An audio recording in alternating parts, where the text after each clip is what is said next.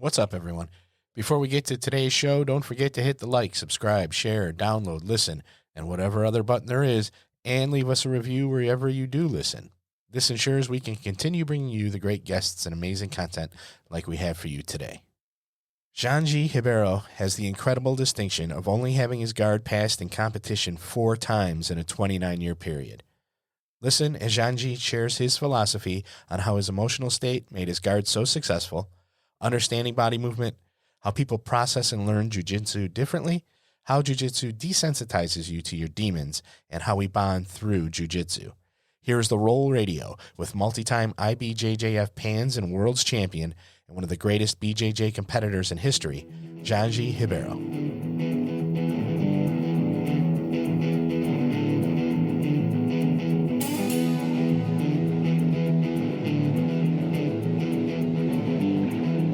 Welcome to RŌL Radio.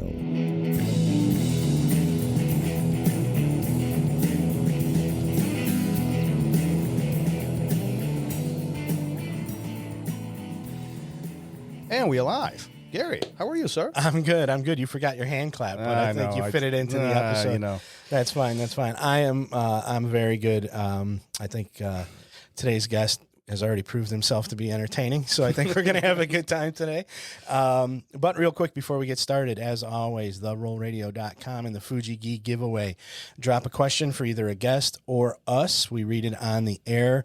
You are automatically enrolled to win a free Fuji Gi. This is much different than the way we used to do it, so your percentage of winning is huge. So definitely the RŌLRadio.com. Drop us a question. We read it on the air.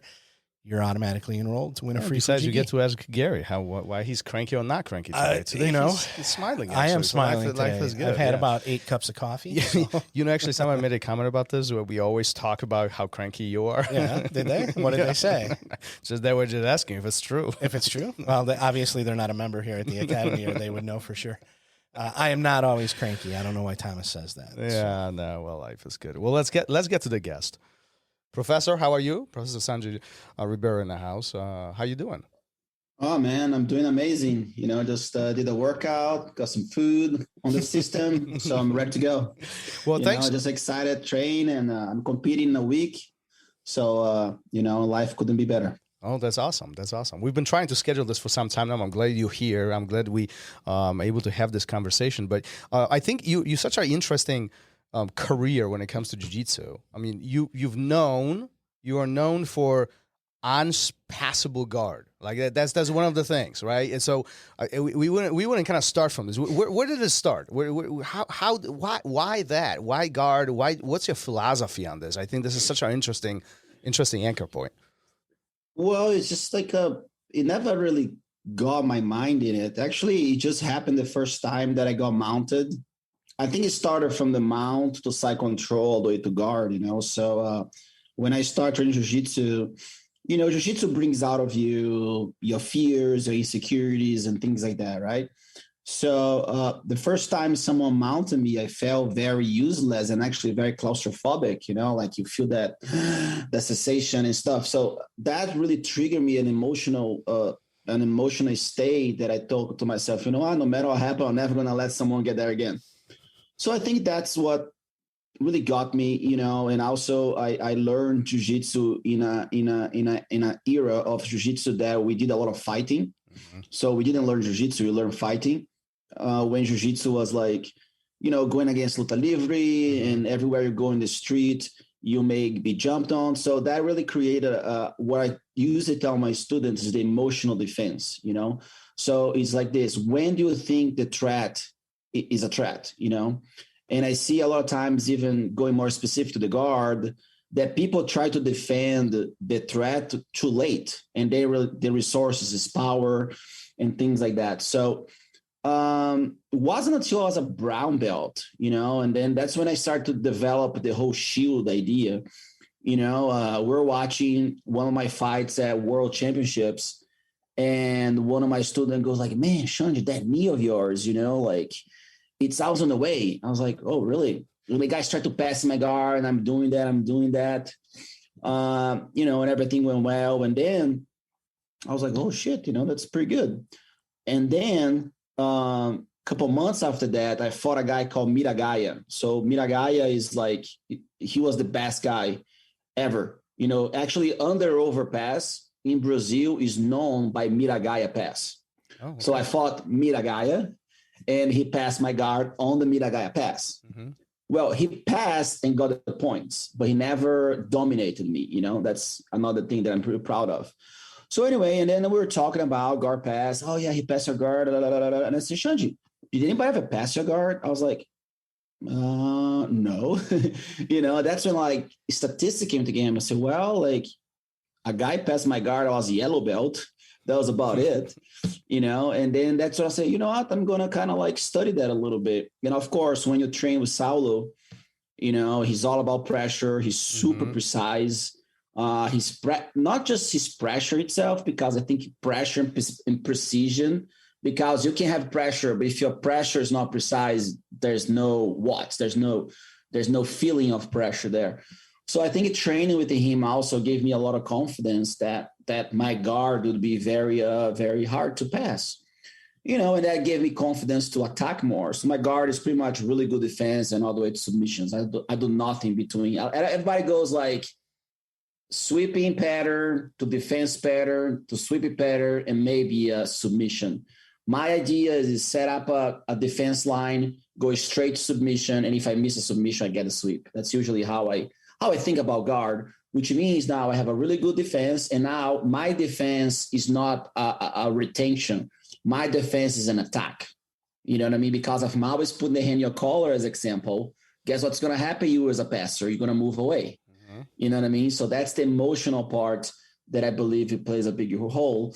And then it wasn't until 2005 that Roger passed again.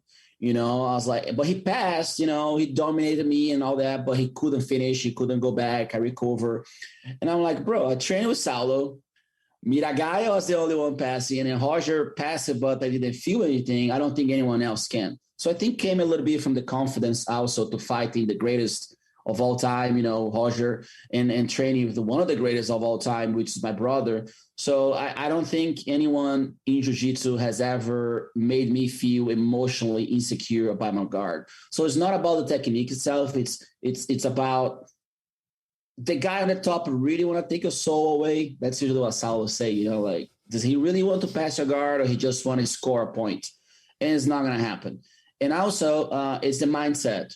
A lot of people, once they get past, they have a tendency to give up to start the defense. Mm-hmm. My defense starts when, in my mind, I say, shit, I think he just over technically me, right? Like he beat me technically, you know what I mean? So right now it's no more guard. It becomes side control. Right. That's why I do a lot of side control defense. So when you do a lot of side control defense and mount defense, when you de-escalate the issue, you understand where the issue is. But if you never see yourself mounted, you never see yourself side control, and if you don't spend time in those positions to understand the pressure involved in this realm here, once someone passes a little bit of guard, you're going to quit. And usually that's what happens. Me, I don't quit. Well, and you talk about something really, really important, because a lot of students, especially in the very beginning, they identify this, my guard got passed and now I have to defend or escape the side control. But what you're talking about is essentially you are defending way, way sooner than that. It starts much, much, much earlier. So why is it so difficult for most of the students to have a similar philosophy as you? Why do we always... It's like almost surviving. We are trying to survive. We are not really defending early on. Well, yeah. Well, they don't do it because they don't train with the Ribeiros. But which actually you brought a good point, which is the survival, right? Survival is the first chapter of Jiu-Jitsu University book, and which we made them understand when we put them in positions, right? I say, look, just don't die, right? Because it's a fight. Just the least amount of damage and the least amount of control you can give to your opponent. That's the first philosophy. But the transition between a guard and a pass, or a pass to a guard, it's done within training. You know, you can't really teach the transition in a way. So they need to understand, look, that's how you survive. That's how you escape. And then if someone passes here, that's how you position yourself to start to defend. Because then if the guy is superior to you, they're going to pin you. Now you survive. Mm-hmm. Now you readapt. Now you escape. You know what I mean? So it's a process. So like I said, when I compete against people, I see a lot of like just example, like I'm passing, you know, like I'm connected with them. They go like, and they're like, and there's always this, okay, I am going to escape. Now they try to move, they can't. So in my understanding, like if I'm going to like, okay, I can't escape, I feel I'm about to give up. What I do, boom, I get myself on my side. You know what I mean? I pick a side, you know, either one shoulder or the other shoulder, because now I can move in a different angle. Like I'm fighting the guy here. I'm not fighting the guy here. So if you look at a lot of guys, man, like once they get the guard pass, they tend to just put their shoulders on the ground. And that's one thing that never happened to me. Maybe I was a wrestler in my last life, you know, like there's no way a human being will put both of my shoulders on the floor. And that's a big no-no in jiu-jitsu, right? From a concept perspective, once your back goes flat on the ground, now the difficulties of motions just it's extremely difficult. Yeah, and also a lot of people have this idea about controlling the hips. You know what I mean? That's I think this is an old theory. But we have, when our body moves, and then I guess I'm going more technical now, it's a spiral. Our spine is a spiral. Mm-hmm. So, you know, so the thing is, a lot of people, like, they have their hips like blocked and they move flat, you know, and then once they get their shoulders controlled, they move, you know, weird. So you need to learn how to use these spiral motions on your body to create movement. You know what I mean? Sometimes my shoulder moves, then my hip moves, then my shoulder moves, then my hip move. It's not just one movement. You know, even the hip escape. When I teach jiu-jitsu, the number one thing I'm fixing from people is bad habit practicing hip escape. You know what I mean? And that's where I start, because for me, the way people even sometimes do hip escape is not applicable. So I try to teach movement the closest possible towards the applicability of that movement would be for jiu-jitsu. It's not just a movement, you know, like a lot of people do hip escape, they'll move the arms up. Just as an example, they move the arms up to create momentum to hip escape. Mm-hmm. But guess what? There's a guy on the top of you. How are you going to create momentum? You know what I mean? Yep.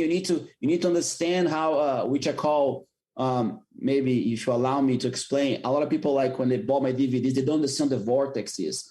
So the vortex is just an imaginary point where you converge your energy, right? I would say engage your core. It could be a name. Proximal stiffness. Maybe some physicians would say it's just how to keep your body engaged.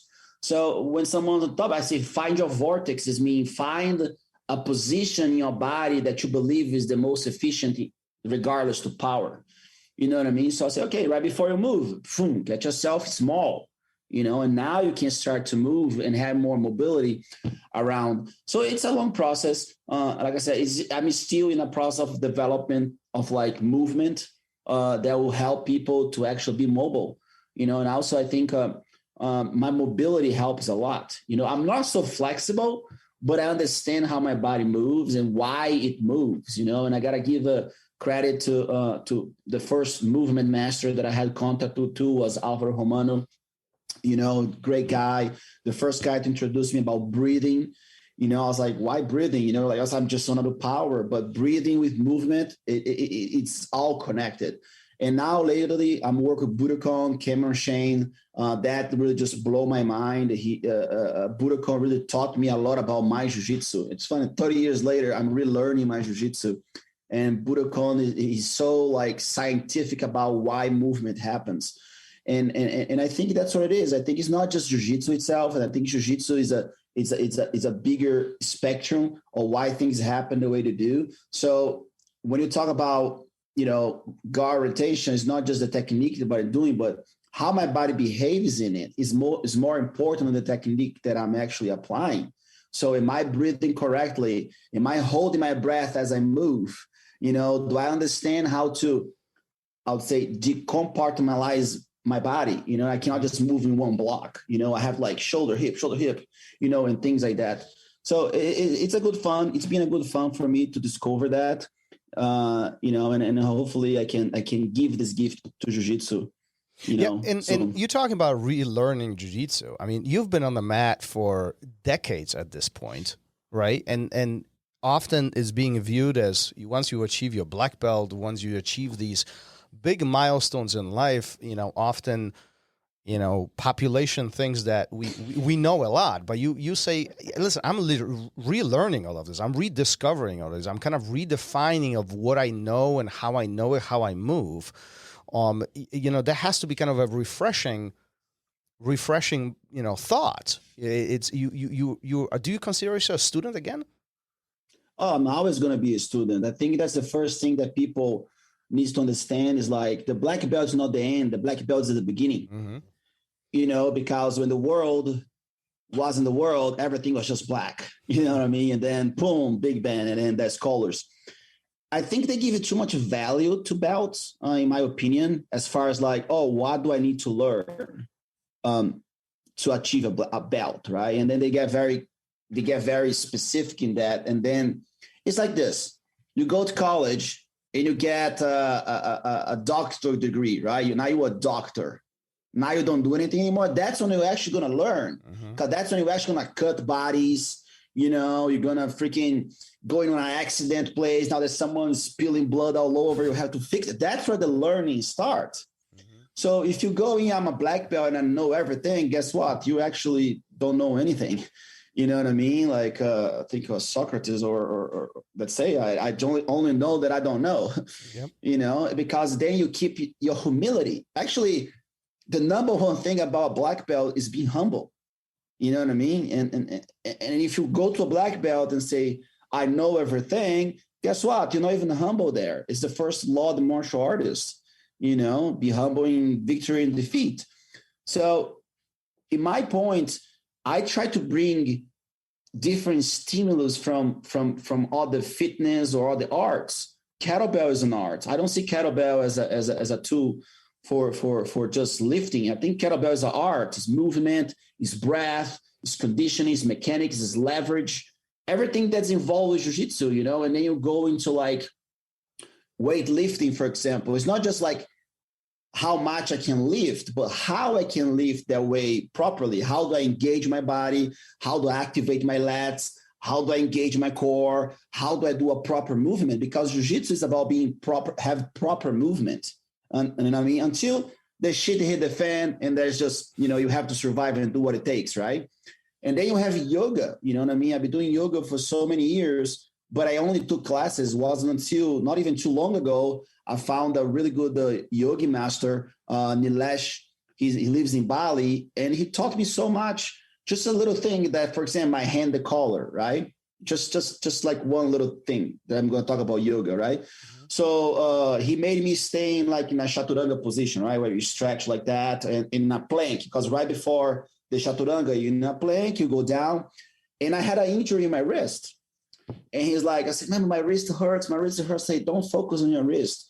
Focus on how you engage your scapula, because your scapula brings the strength to your wrist. I was like, okay, boom. I was like, okay, I couldn't feel my wrist. Guess what? When I put the hand the collar, there's no arm strength. Everything is my back. It's just how I cock my back.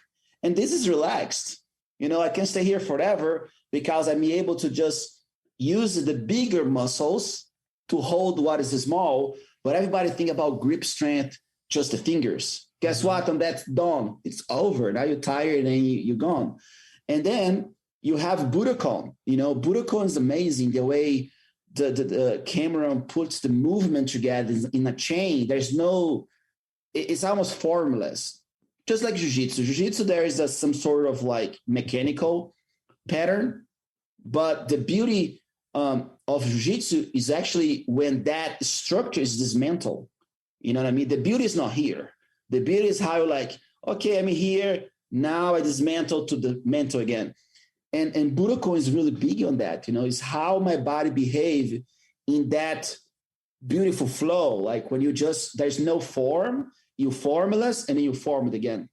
And Budokan is amazing, taught me a lot about spiral movements, even going back and explaining my DVD, you know, when I call elegant, you know, staying elegant, just elongate your body. I just create a little nomenclature that's a fun nomenclature, you know, and a lot of times, you know, there's one drill in Budokan that called the sidewinders.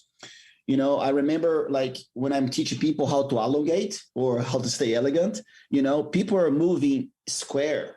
You know what I mean? Like imagine if you're like on the side and someone is in front of you and now you have to move. People are moving like this, right? So when I move like this, my shoulders is still square. I always move intuitive. And then I was seeing the drill, I'm like, I do that movement. Even one day I was doing with Rickson, he's like, oh, you already do it. So I was like, oh shit. So instead of getting elegant like this, I get elegant like that. You know, learning how to use my anchor, my hip in a way that I can move my shoulder in an angle. Now I have way more hipscape in this direction. Absolutely. You know, so I think, and like I said, it's not even like the technique itself that I've been learning. Of course, there's always new movements and things like that. It's just my whole high with this is discover how my body can be more efficient. You know, that's why I'm always learning. There's always something, you know, Vitor Hu comes in and he's like, look what I can do. I'm like, all right, and then I'm go like, all right, now I'm even going even further. Like what muscles am I using? You know what I mean? I'm going even depth level, you know what I mean?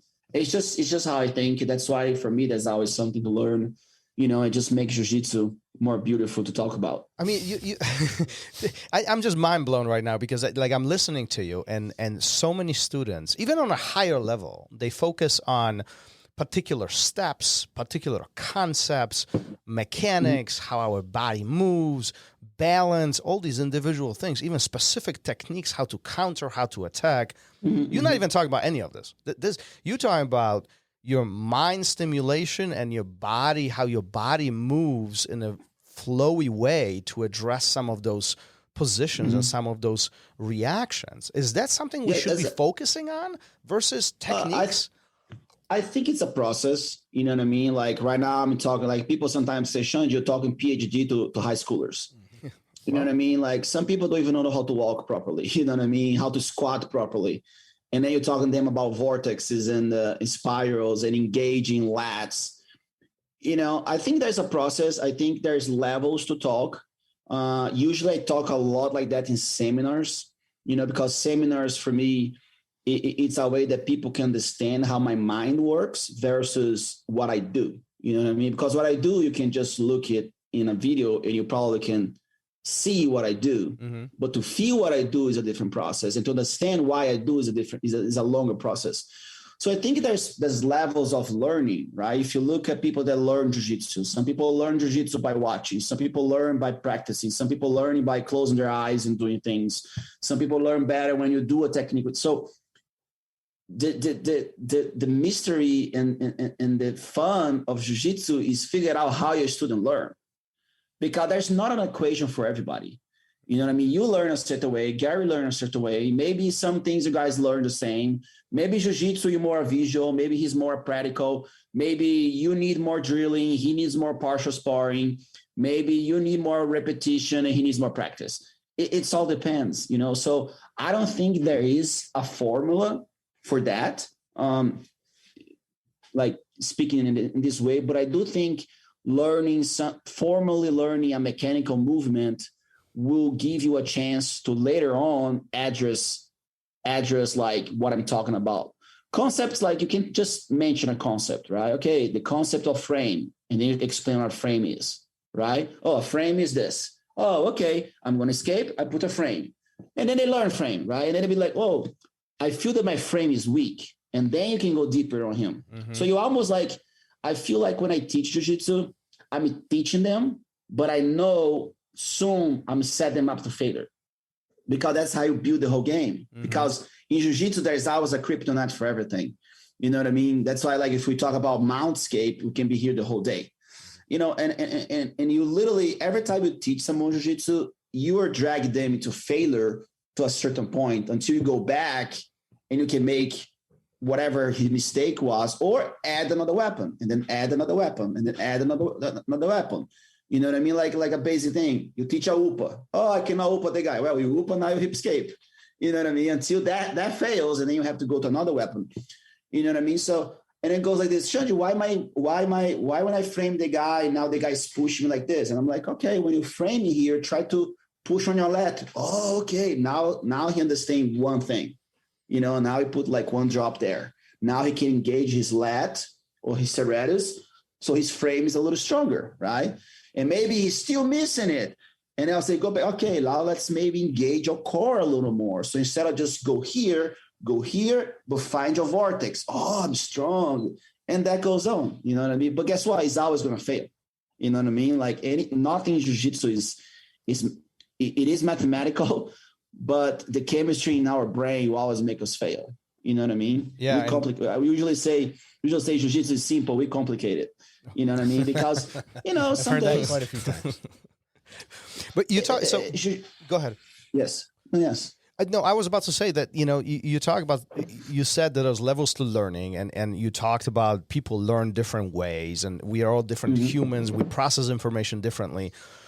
I feel like sooner we would understand how we learn the best, maybe then we can start stimulating ourselves in the best way. So how can one really understand, how can I understand how I learn the best?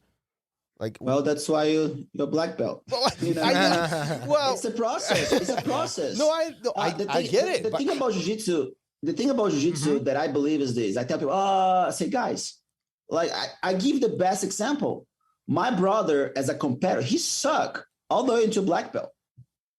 But he probably understood every single thing about himself in each level. He got his black belt, he go like, you know what? I'm a black belt now. It's a new beginning. I'm not going to lose. That freaking guy didn't even got score a point for 10 years. You know what I mean? So the black belt, it's a conjunction of many different puzzle pieces. Some guys, blue belt, they suck. Purple belt, they suck even more. Now brown belt, they get better, and they go back to sucking black. You know what I mean?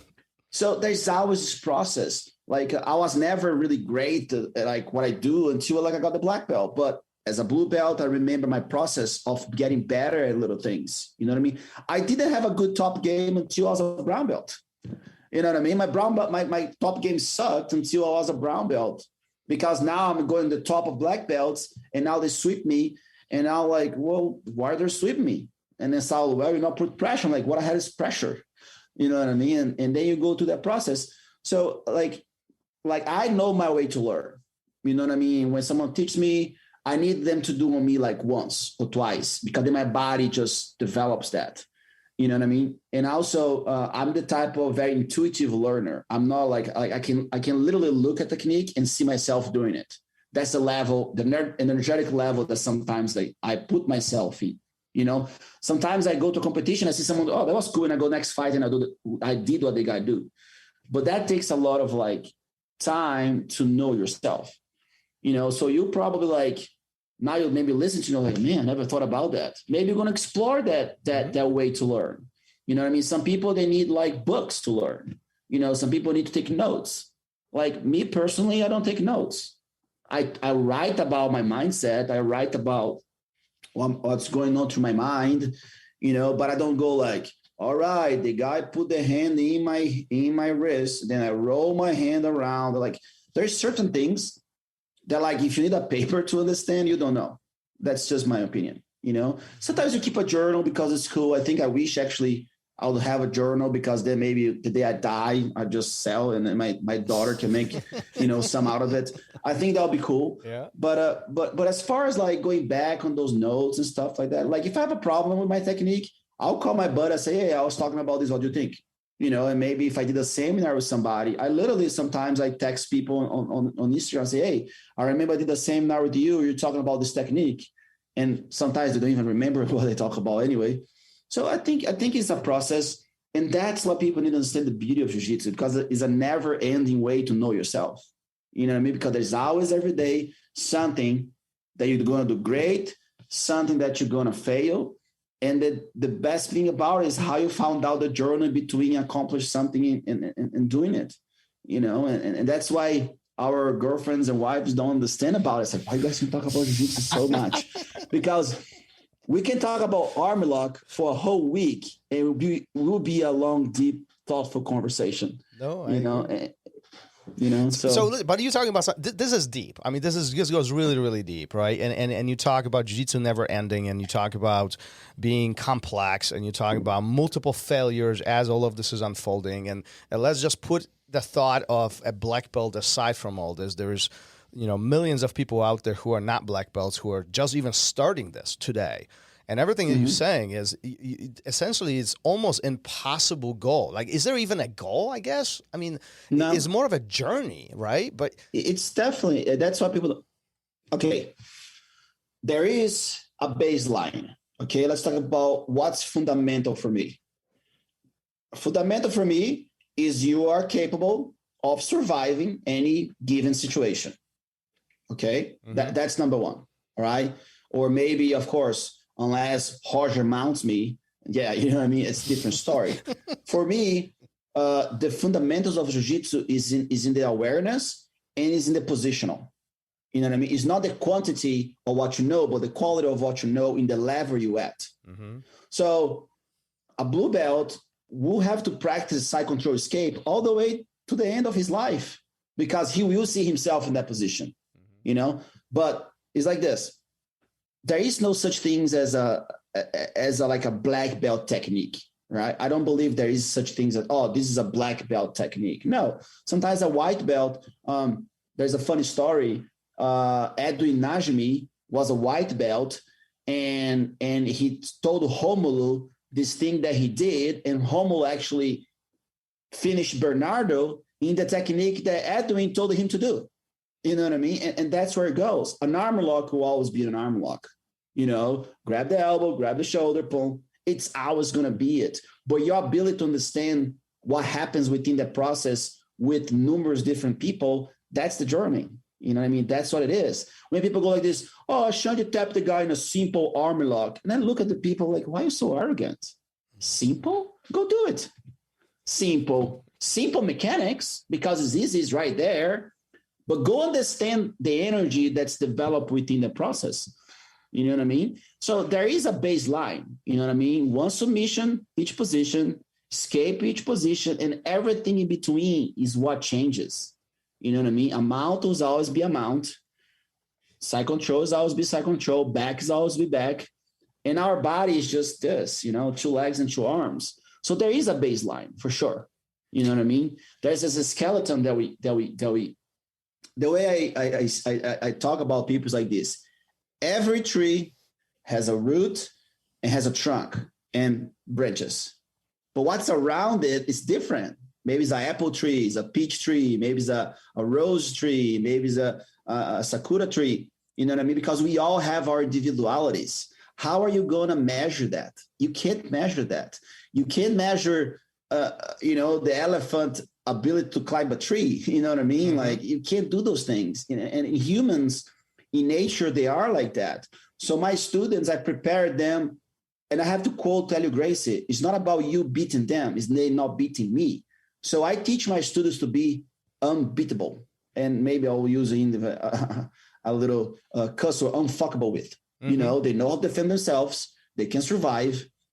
If you are a good jiu-jitsu guy, you're going to have so much trouble to finish them.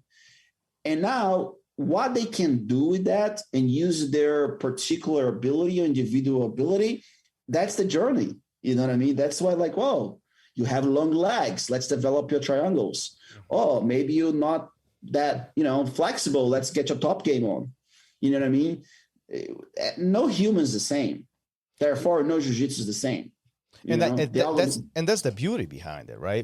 Everything changes not only for us, but also around us, and adapting to the situations that we find ourselves in. That's part of the journey. You talked about briefly about everything that we learn will at some point lead us to a failure in forcing us to readjust again and continue learning. Why do you think so many people are afraid of failing or losing in general, especially in the very beginning of the journey? Because a lot of people come to jiu-jitsu very guarded. Like I said in the beginning, I never knew I was claustrophobic. And I'm going to quote Saulo, jiu-jitsu will really bring your demons out of you. Every single person in the world, we have some sort of insecurities. We have some sort of trauma. We all do, nobody, someone, got bullied a little bit and now they have the reasons. Like I was even doing another interview and the guy said, oh, I was bullied. So I felt that, I had to do this. I'm like, well, I think jiu-jitsu brought you because now you see yourself being bullied, but being gentle bullied. Now you're able to associate with that fake bullying in jiu-jitsu, and now the bullying that you had before is not even a evil thing in you anymore. It's not more of a trauma, and now you can go there. So I think people that look for jiu-jitsu, it like Elio say, it humbles the tough guy and makes the little guy confident. And I think that's what it is, because nobody wants to fail. The word failure is such a strong word. It's the same thing when I teach women, about raping. Some woman, if you just say the word raping, they'd be like, they freak out until that trauma or whatever, that insecurity goes away. You know what I mean? Mm-hmm. So, and I think what jiu-jitsu is, us as humans, we want to please people. I think I think the fact that we want to please people a lot, even more than ourselves, it does give that a sensation that we cannot fail, and I think what it is, people come in, they're shy, they already fail so much, they don't want to fail in another one. They have some sort of expectation when they're doing martial arts. I think it's natural. Nobody likes to fail, but how you cope with failure, it's super important, because that adversity brings a seed of equal greatness, Napoleon Hill would say. So again, everything in life, it's a process. I always believe in the process, in process that, like a business process. When you come into your business, there is a process. It's just how you deal with this process is the key of it. You know what I mean? Like, are you in a good day and in a bad day? And like I said, the white belt, teaching a white belt, it has to make sure you understand where his triggers are. When you teach a woman, sometimes I see people teach, lay down, open your legs. I'm like, well, maybe that girl had a bad experience with the legs open, which for us, the guard, for us, it's so simple. If you look at even the in Abu Dhabi, guard is a scene. It's a scene within the religion. Open your legs, it's called haram or whatever. And now it's accepted. But for them, they had that whole thing oh my God, I can't do this. Now all they do, they love playing guard. So, but it's just nature. Jiu-jitsu, I tell people, jiu-jitsu is the most primal art, human psychology, behavior system that ever existed. You know what I mean? Jiu-jitsu is something that people take a lot for granted. They just think is be cool, have the cool rash guard, come in, scratch the balls and get it. It's so great, man. It helps so much people. It rips the demons away from people. And the number one is failure, and you have to actually address this with some sort of sensibility. You know what I mean? It's yeah, you're going to fail here, but once you fail here, you do this. So I think the idea with failure in jiu-jitsu is make them understand that they're always going to have an option. You know what I mean? So look, you go here, you fail here. Oh, I failed, but I have this option. So now failure is not such a strong sentence anymore, and then that's how you play, like for example, for me, pressure, right? Nobody likes pressure, but I was made under pressure with Saulo, with, I fought Roger, and I had all of that. So pressure, for example, is something that people crumble. Pressure and fail, there are two words that people really they don't like it. Even us, we live here, now we have to go outside and work and make money and bring money home. And now the wife and the girlfriend is asking, it's pressure all over, gravity is pressure, so, and I think us as black belts, as I like to say, we're keepers of the society. it's a process, it's how you introduce these hardships within the gentleness of jiu-jitsu. And I think that's the good learning experience us as teachers and senseis. Do you think that is something that we really should focus on, especially with the brand new students? The fact of, you will fail at some point, and it's going to be sooner than probably you think. Get them used to the fact of failure, continuous failure, and continuous adjustment as things go on. And I'm asking this because we often focus on things, like winnings. Like even if you go to a tournament, small or big one, doesn't matter. The whole objective here is to win. But we often don't focus on the non-successful part of it. Exactly. Yeah. Well, I was just going to say real quick that I think it's exposure. Whenever there's failure and you're afraid of it and you're exposed to it over and over and over again, it desensitizes you to it, right? And then they feel like, oh yeah, I can do this. Now they feel the power of jiu-jitsu, right? And then once they feel super excited, go, what about if something like this happened? You're like, oh my God. So now what happens is they associate whatever the situation is with something that maybe they've been through. You know what I mean? It could be a trauma. It could be just something they watch UFC. Could be just something, right? And then you introduce an exit from that. You know what I mean? Yeah. A solution for that problem. You know what I mean? And that's where the fun part, because then they build the blocks. Like I said, a lot of people think jiu-jitsu is very hard, because like, oh my God, I can't do anything. So that's where, like. Do you like think jiu-jitsu is hard? Jiu-jitsu, it's not hard. You know what I mean? It just takes commitment and discipline. But those two words, they are hard. It's not jiu-jitsu. Again, I guess I'm almost being very, but it's not jiu-jitsu that's hard. It's everything that involves the idea of learning jiu-jitsu. Yeah. You have to deal failure.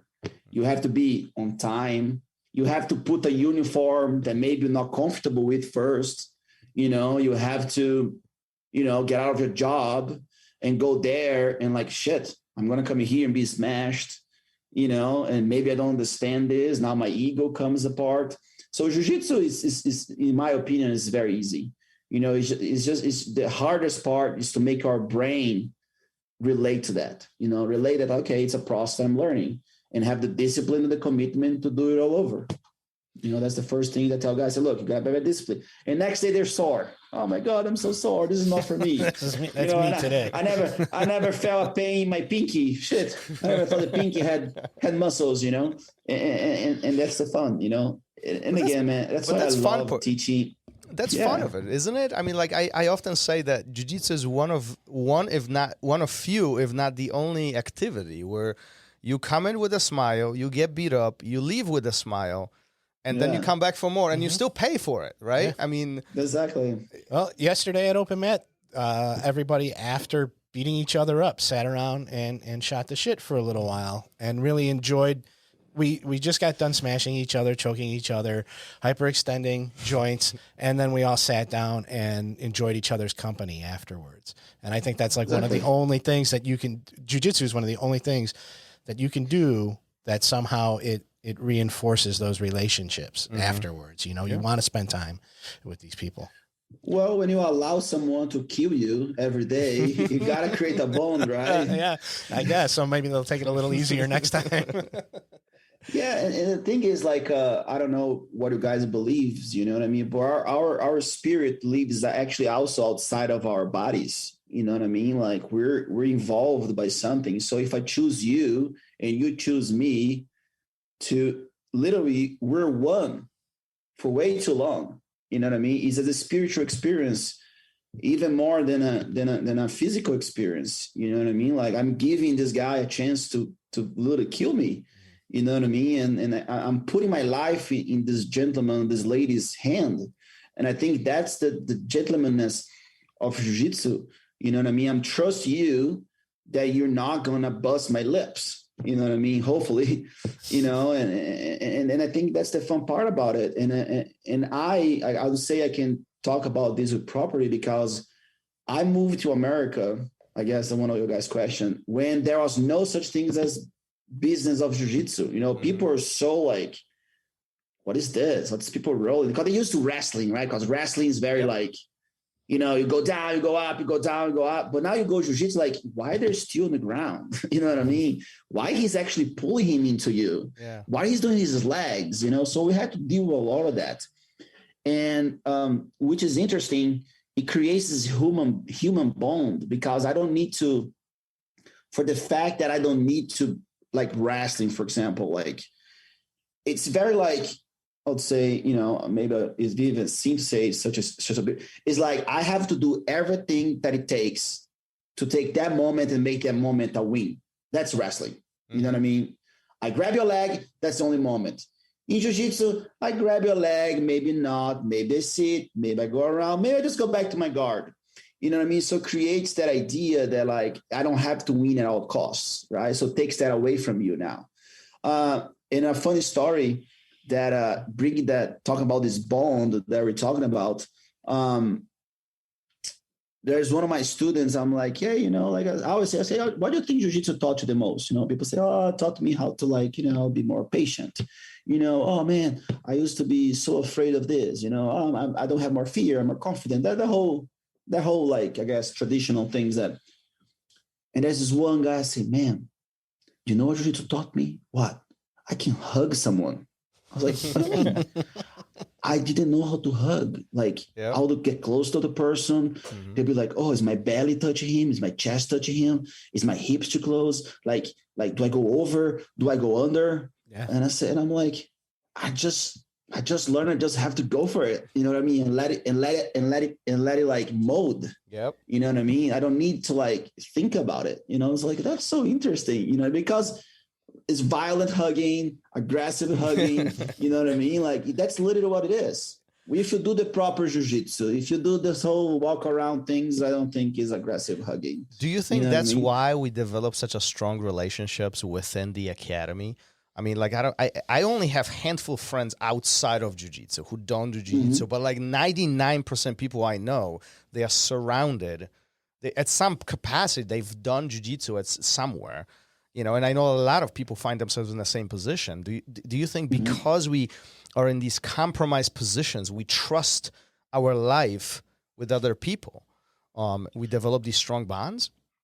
Yeah. Okay.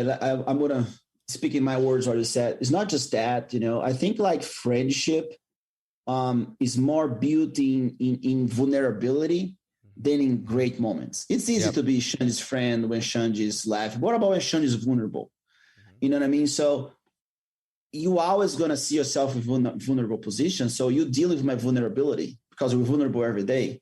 And that's the bond that creates, you know what I mean? Man, this guy, of course, if you had the right mindset, you know what I mean? Okay, I passed Gary's guard and I'm mounting on him and I'm going to put my hand and maybe his chin is stuck, but I'm going to rub his face. No, that's not friendship. You know what I mean? Did you hear that?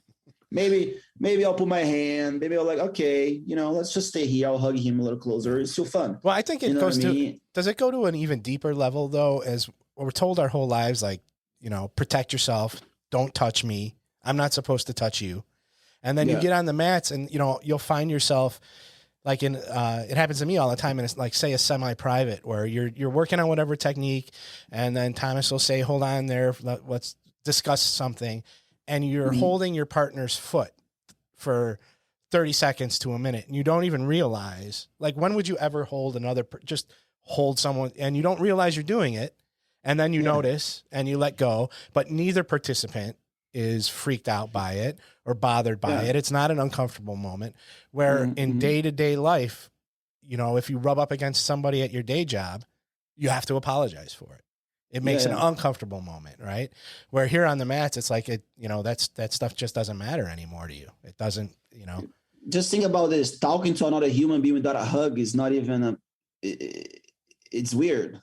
If I talk to my buddies and I just shake their hands, it's weird. Yeah. It's very weird. Like, you know what I mean? Like, hey, come on. You know what I mean? Give him a hug. That was the hardest thing for me in the pandemic, was to not grab somebody, to not engage physically with somebody, because I'm so used to it now. It's so ingrained in me. Where 10 years ago, it probably, if this would have happened before I started training, not shaking hands, not hugging, okay, I'm fine with that. Not a problem. You know? Yeah, and if you look at, you're talking about like the after the class, which is funny because you can have like a 5,000 square feet of mat. The train is over. You have literally 15 dudes mingle, close each other. You know what I mean? And probably like poking each other. Like we literally we go back to primal. Let's go back to primal. Absolutely. Like we're monkeys. We're literally monkeys. We become monkeys. Monkeys are always on top of each other. They're fucking with each other. They're poking each other. They touch each other. They get and brings that beauty of being a human. You know what I mean? To like, hey, I don't need, we all naked on a thing of this. I don't care how much money you got. I don't care how many, whatever you do with your life, whatever gender you want to choose you are. Once you're in there, like it's just primal. It just goes back to like the basics. You go back to like who we really are. And we are as humans, we're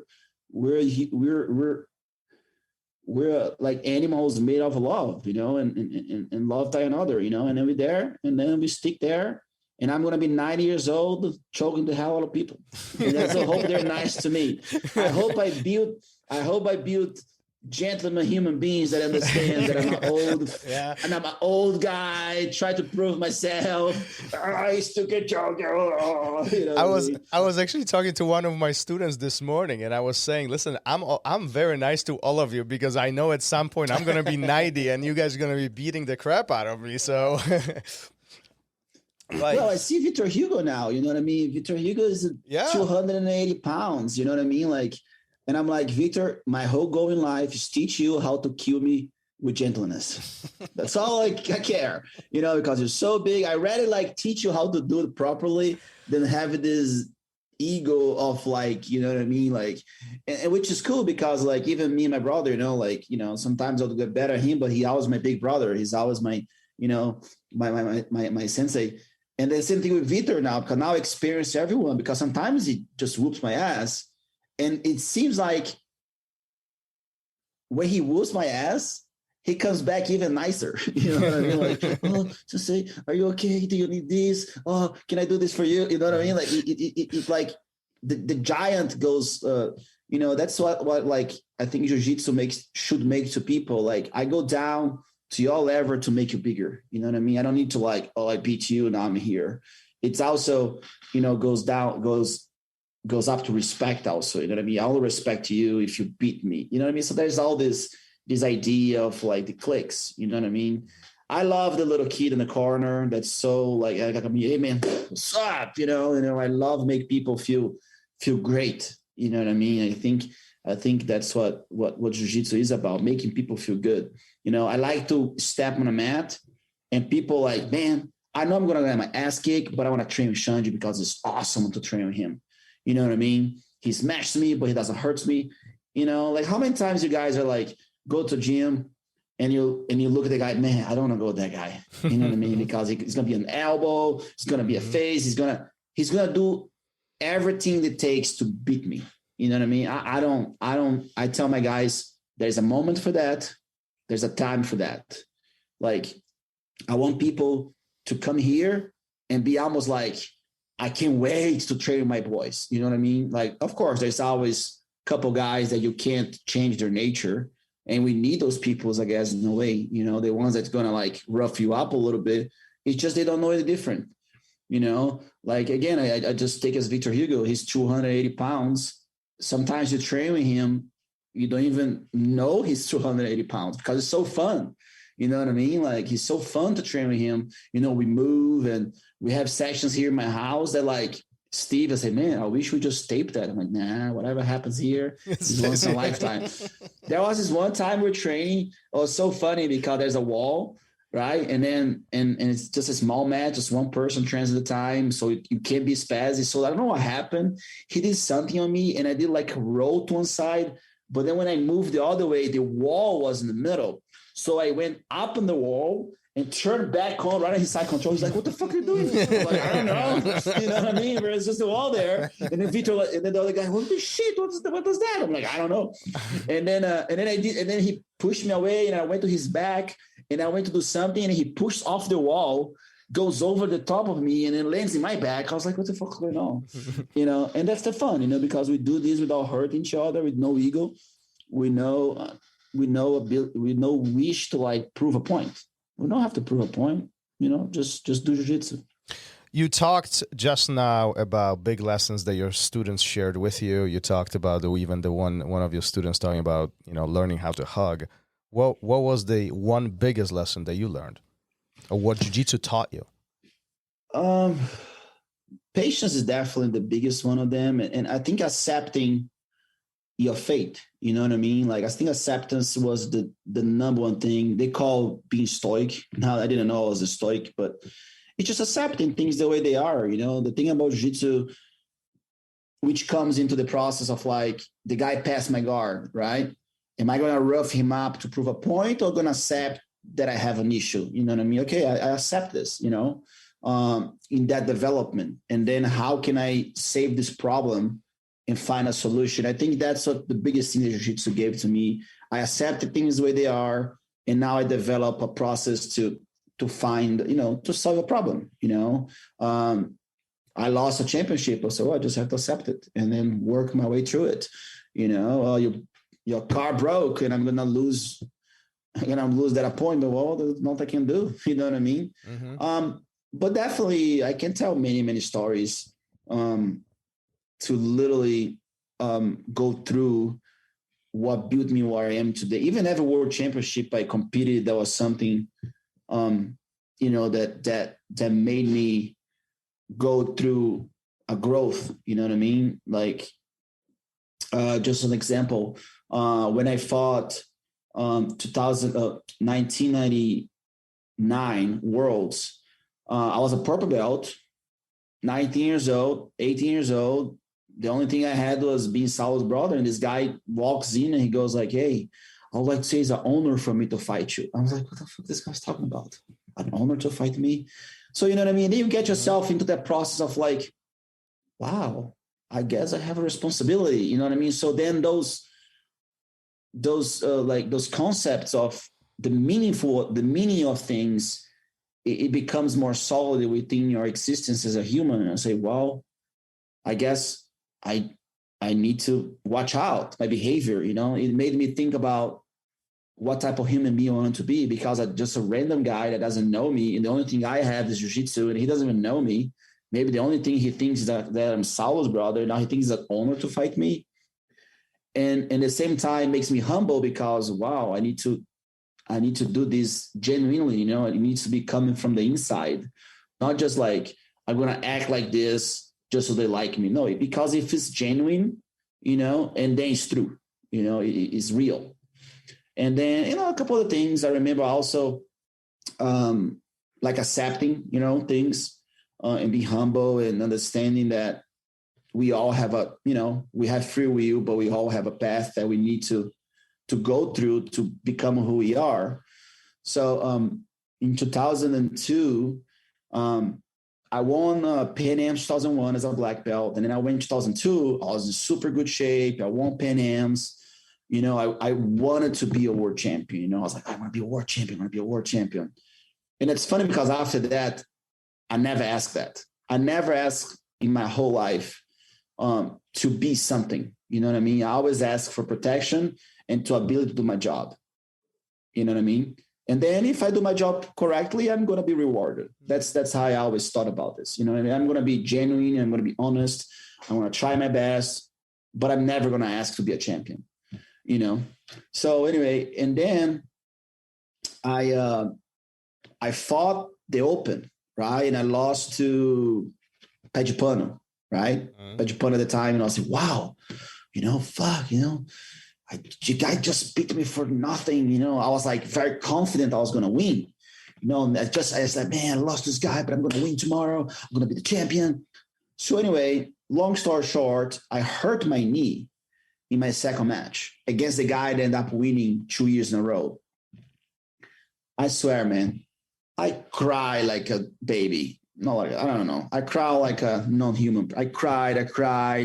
And I was talking about, this is not fair. And I remember just having that in my mind. It's not fair. I was going to be the champion. It's not fair with me. Come on, God. Like literally, I always think everything is fair in life. You know what I mean? Unless someone, is lacking character, I really want to hurt you, and then it's unfair. But I just accept things that go, right? So I'm like, that's not fair, and I'm crying, it's bullshit. So my brother picks me up, and my knees hurt, say, stop crying, I don't want to see people see you crying. So I go up the stairs, and as I'm walking, I'm crying, I still have this thought of like, it's unfair, why me? I don't deserve this. Like, that's all I could think about. That was this. I always tell people, even that when I explain, the second was the longest, most pitiful, most grueling second of my whole life. That I literally like this. That's how long it took. I looked at the camera and looked down again. So as I'm like that, I look up and I look to the guy, and then he moved away for me to pass, right? Because it was a stair. And the guy that looked at me, he had no legs. He was an amputee guy, but he looked at me with such like a pitiful face, like, oh, poor Xande, you cry. Like, you know what I mean? Like, my interpretation of the eyes are like, poor Xande, man, I'm so sorry that you're hurting me. Go. Like, that's me just going to that. And I was like, what the fuck am I doing? You know what I mean? Like, what the fuck? Like, it's just a knee. You know what I mean? It's just a tournament. And there's a guy here that has no legs, and he looks at me like I'm a little bitch. You know what I mean? I was like, you know what? Stop it. I stopped crying. I said, you know what? I'm going to walk up, and I'm going to step up as a man, and I'm going to take it, and I'm going to accept that I lost, and then I'm going to work my way up to it, And then actually those 2 years after that, I struggled with injuries because I got better at my injury. And then I fought Jeff Monson, and I got to ADCC, and I had a shin infection at ADCC. I almost lost my leg. I had like cellulitis. Do you guys know what cellulitis is? Mm-hmm. So I had that. Competed ADCC with that. I beat Dean Lister. I beat Eric Paulson, and I lost to Cacareco and Roger. And then I quit Jiu-Jitsu for a whole year. I just like, it's just not for me. I literally quit Jiu-Jitsu. I started drinking, smoke cigarettes, going out to clubs, whatever. I got a job with my family. That was until one day I'm like, I'm going to go back into it. And then I went back into it, and I ended up being the world champion in the year after, So I think it's not what Jiu-Jitsu teaches you, it's the process of being within this environment. There's always something to learn as a human, and lessons, you know what I mean? There's so many lessons. Like, I can talk about resilience, about mindset, but I think those two for me are the biggest, what is honor and accepting your fate, and trust the process, and have faith in there's something greater waiting for you. And I think, there's some losses I wish I didn't have. Maybe there's tournaments I wish I would have made different choices. I was even arguing about, like, man, imagine if like I'm very grateful to actually me and Roger, you know what I mean? Like, I can say that me and Roger were in the same era, and we were like competing who tapped the most out of people, you know what I mean? And maybe I'll think, well, maybe if it didn't have Roger, maybe I was going to be the 15-time champion. But then it's like, it's just a title, you know what I mean? It's just a medal. But I think the process of learning about myself, about Jiu-Jitsu, and have the honor to like have battle Roger, fought the guy 8 times, you know what I mean? Fought Jacare 2 times, fought Braulio, fought André Galvão 8 times, you know what I mean? And I don't think any medal would give me the sensation of accomplishment that I have in my Jiu-Jitsu career have done that, you know what I mean? Have been part of Roger's story, Jacare's story, Braulio, André Galvão, and now going to my 4th generation, 20 years fighting those guys, and I'm just grateful. Amazing. I mean, you dropping some huge names, some huge stories over here. It's mind blowing what you've done with your career and everything on and off the mat. So we do appreciate everything that you shared with us today. Before we wrap this up, we got very quick 5 rapid questions for you, and one of them is actually from our listeners. If you don't mind, we'll go through those very quickly. And I have to change one of them because he just answered the question. Oh, there we go. So, which one was it? we always ask, have you ever wanted to quit? And obviously, just a few minutes ago, you answered that for us. And actually, it did. There's another one. Oh. So, another story. So, I think I'm the guy in Jiu-Jitsu that most walked away from Jiu-Jitsu mats hurt. 2002, ADCC, I had my groin. At least I had 5 or 6 competitions that I hurt my something and I had to walk away or finish the fight hurt. So I think probably I'm the number one in that case. So, I kept getting hurt. And then in 2014, my mom passed away. And for some reason, I kept in my mind, if I ever get hurt again, I think I'll just stop. I'll just stop.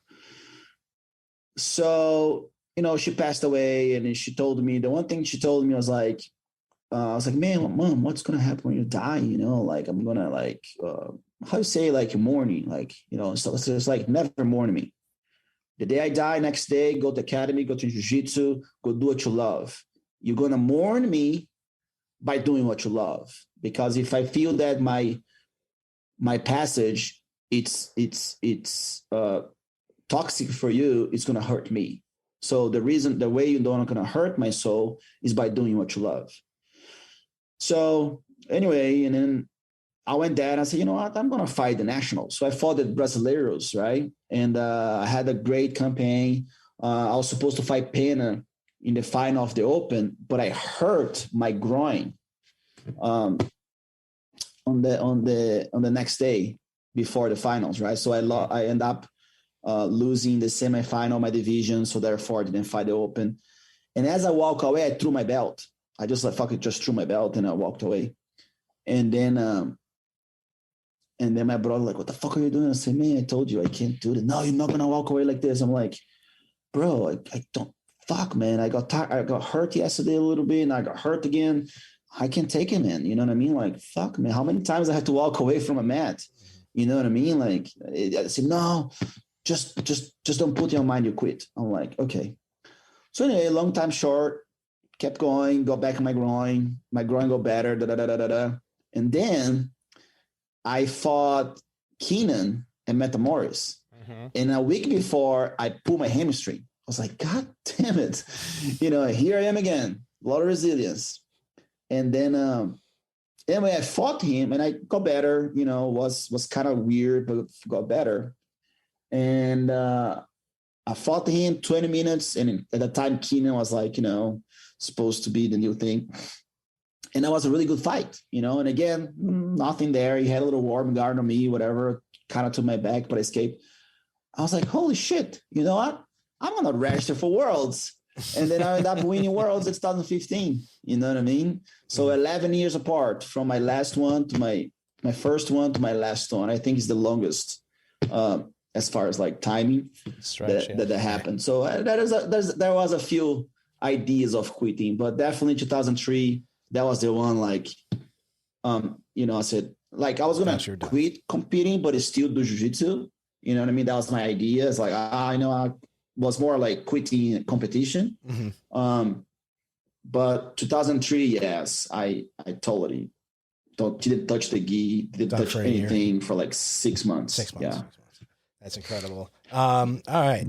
So to get to these 5, what was it like the first time you stepped on the mat? I know you were 10 years old, right? Big brother already doing it. That was pretty it's intimidating. That was very intimidating. Well, I can't really remember the first time I stepped on the mat because I was very young doing judo. So I had a little bit of judo, as a 4 or 5 year old kid. My gi was probably this big, my top gi. Do you remember your first day on jiu-jitsu mat and jiu-jitsu class? Yes. I walked in, was at the Monteiro Academy. there are 4 lawyers at the time. At the time, the higher rank was a purple belt. That was 1991. Wow. There are the Monteiro brothers. One of them is actually the prosecutor of the state in Brazil. They were more private students, so they would like take privates in with the Euler and Hickson and then come back. That's how they did, because they're lawyers. They could afford it. Associação Monteiro is probably the biggest school in the Amazon. We had like 100 state championships. So I remember coming in, and I walked in kind of very like uncomfortable, and the kids were looking at me, that smell. I think it was which no one will ever going to understand what's the smell of unbleached ghee. You know what I mean? And those mats. You know what I mean? It's a very particular smell that I miss a lot. Like it's very peculiar, that because now the ghee smells, like it's bleached. Like now, if your ghee is not white, so that gray beige looking ghee, the smell was very particular. The room, we were like 12 kids, and the room was probably smaller than this room, my office. Like this is my office. That's literally smaller than that. And we're like running, and right away we're doing like headlock escape, Americana, old school passing. And I was like, dude, that's like awesome. Like I could do stuff, like am I hurting you? I felt very intimidating in the beginning, but then I felt excited, like I said, wow, those things are awesome. I'm doing these things, until he had this guy mounted on me. I was like, nah, that's not fun. Like it's not fun. But he's like, yeah, just to do this, just do that. And I was like, oh yeah, I can move, and stuff like that. So that was my first day. I don't remember exactly what I learned, but definitely I learned Americana, and definitely I learned like old school pass, old school pass, take the mount, Americana. That was probably the first thing. And seal sweep. That's probably the first thing. I think that's most people's first thing. Yeah, that's great. This is from Dustin, the listener. Is there anything about today's jiu-jitsu that you would change? I would take advantage away. Oh, during the tournaments, yep. Yeah. The thing is, like, I think the problem about what people say about modern jiu-jitsu is how a lot of people in my generation allowed that to happen. You know what I mean? We talk about our kids in this generation, but people don't understand that we were the generation before. Mm-hmm. So it's our fault that it's a mess in a way, So I think like the idea of jiu-jitsu, it has to be changed. You know what I mean? It has to be taken away from the idea of like, I'm just going to teach you what works in competition. You know what I mean? I think it has to be taught in a more way of like fighting. You know what I mean? It has to be more about fighting than about like competition. You know what I mean? And the beauty about jiu-jitsu is because we can grapple in a fight, but it's still a fight, and the idea of like that. But as far as like what we see nowadays, I think taking advantage away would help, because I think people fight for the least. And I think that's the biggest difference. Back in the day, we had so much pride to whoop someone's ass that we wanted to finish them. There was no other way. You know what I mean? We look for the finish, and maybe in the process, you get dominant positions and then goes back. Nowadays, it's the other way around. They flip the pyramid. They start thinking, let me get an advantage and try to hold on. And maybe I get something in the process, and maybe I'll fight for that, but maybe I don't want to do that. You know what I mean? I think that's the mindset that has changed a little bit. I think they should like 50-50, for example. The name says it's 50-50. It's not a whole. You know what I mean? Like the name says it. It's nomenclature. Like sweeps from 50-50 should even be allowed points. I think if you sweep from the 50, you should get out of it and make it a whole, and then you get the points. I remember back in the day when I started jiu-jitsu, and I'm talking about a 10-year-old kid. I did ripping. Like I learned foot lock ripping. So then the ripping, I don't remember even anyone being hurt with the rip, by the way. It created a bunch of like unethical fighters that, oh, he's ripping. Like, no. But you're not even defending that. You know what I mean? Like, what's going on? So that's that. Of course, in my time, you could slam, but I do agree, not be able to slam. What else? And also, for you to get a sweep, I had to like sweep you and put your back on the floor. You know what I mean? Back in the day, if I sweep you and go to your back, wasn't even points. You had to put the person's back on the floor. That's how I created, right? And that's, of course, I think if you sweep someone and go to his back, his points, there's things like this that I do agree. For example, nowadays, to take someone down, you have to hold them. Mm-hmm. But I do think if people would know judo more, I think like a badass takedown, hit the back, should be points. Things like I think I'll change more in a way that maybe you present jiu-jitsu in your academy and the rules of engagement to make it more entertaining for whoever is seeing it. That's all I would kind of change. That's awesome. That's a fantastic, great answer.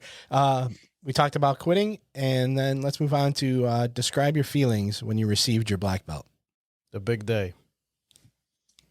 Interesting story. I got my black belt, which is it's hilarious, in a no-gi tournament. So I didn't get my black belt. I can say the first time, because what happened was I even teased my brother, like, hey, you never tie my belt. And then one day he did it. Then when I complained to him, because I beat this big, which I understand because like I said, jiu-jitsu, people complain a lot about, he got the black belt on an MMA fight, right? Or no-gi. But I think like in my case, I had all this commitment with jiu-jitsu. And I think you do have to have that to the art, and then maybe, okay, you're a badass brown belt, and then you prove that your jiu-jitsu is not just with the gi, that you can actually evolve. So I beat this guy that he was beating everybody in Brazil. His name is Cacareco. Mm-hmm. He was a luta livre guy.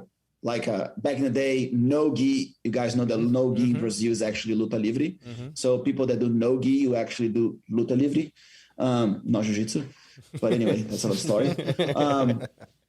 And it's funny because the luta livre guys love when I say that. So it's not no gi, it's not submission, it's luta livre. But of course, you go to Mexico and then it turns into other things. So anyway, I was able to beat this guy and literally I whoop his ass. Like I was like impressed because he was beating I'm talking about high level black belts, in no gi events.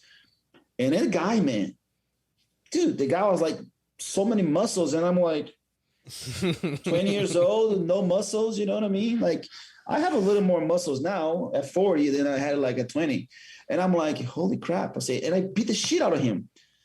And then my brother promote me, like boom, boom, I say, hey, hey guys, stop here. So he got a microphone. I say, I'm so happy for my brother. And I'd like to tell everyone that you guys are present here, that now he's a black belt, and the whole thing. And I'm crying. I did have a black belt. My friend gave to me with my name on. So I got back home and then I put it on and I walk on the mat. I'm like, because I have my name on it, the first thing I was worried about is like, how am I going to tie it where my name is on it? So everybody can see it.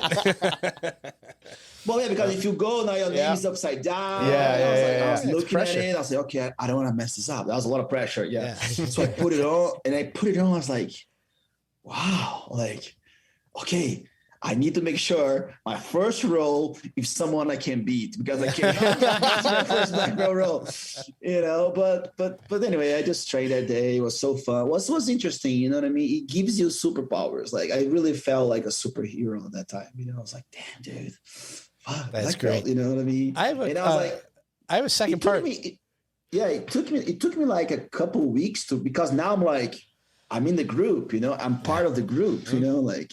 All those guys that have been black belts for 10 years, now I'm a black belt too.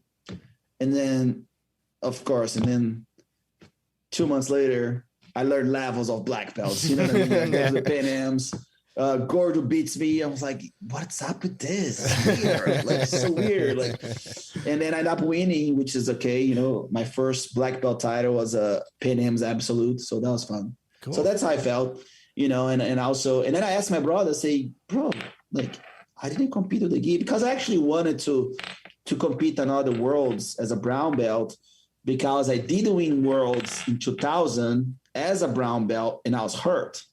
So I got hurt 2 weeks before, didn't train for 2 weeks, ended up winning worlds. And I beat Bruno Basso's first match. I beat Gabriel Vela second match, Fabio Holanda third match from Canada. And then I beat Roger Coelho in the semifinal. And then I beat this guy in the final that was winning everybody. And then I wanted to win the Open, you know. I was like, man, I want to win the Open. But then Saul gave me the belt, and I was like, oh, I don't know. Just that thought, you know, you're like insecure, you know. It's like, man, you just whoop this guy's ass, you know. Like, he's been beating everyone, and you just prove that you can evolve your jiu-jitsu, you know what I mean? You're able to be, you a world champion as a brown belt, and you came here, and you took the gi off, and you beat this guy, you know what I mean? Now you the full circle. I was like, cool. All right. And then the last question is always, do you wash that belt? No. I knew it.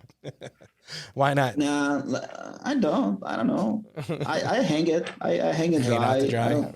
I don't think the belt is what makes you sick. You know, what makes you sick is you not taking a shower. No, I don't wash the belt. But I have like, now it's funny because I have so many belts that I'm like, oh, which one am I going to train? You know what I mean? I get like, oh, should I train with this one? Should I train with that one? You know, like I kept like, and also these worlds in December, the adult world will be my last world championships, you know? So it's my last dance. Now I'm debating which belt I'm going to compete with. So No pressure. No pressure. Not at all. No not at all. pressure. Look at my problem. What belt am I? Yeah, That's such a problem. Listen, what a phenomenal conversation. I really appreciate you being here. One, taking all the time out of your day to really share all these stories. We had a blast. Where can people find you? If anybody wants to connect with you and, you know, for whatever it might be, are you on social media, websites? Where are you at? Oh, yeah. You know, Xande Ribeiro, JJ, or Xande Ribeiro, JJ. Can I say it that way? Can I say it that way in the intro? So, and then, of course, Six Blades Austin is my school, sixbladesjiu-jitsu.com, sixbladesaustin.com, sixbladesbjj.com. Just go there. You can find my school. You can find where you can train with me. Xande.com, XANDE.com is my website. But, you know, social media is there. I just post whatever I want. I don't really try to do business with Instagram. So I try to answer people as much as I can. Just hit me up. Awesome. Great. Awesome. Well, once again, thanks for being here. Thanks for sharing all the stories with us. And we will talk to you soon. Thank you, brothers. Thank you for listening to RŌL Radio. If you enjoyed the show, don't forget to leave us a review and help us make the show even more amazing. For future episodes, check out our website and follow us on all major podcast platforms. Take care.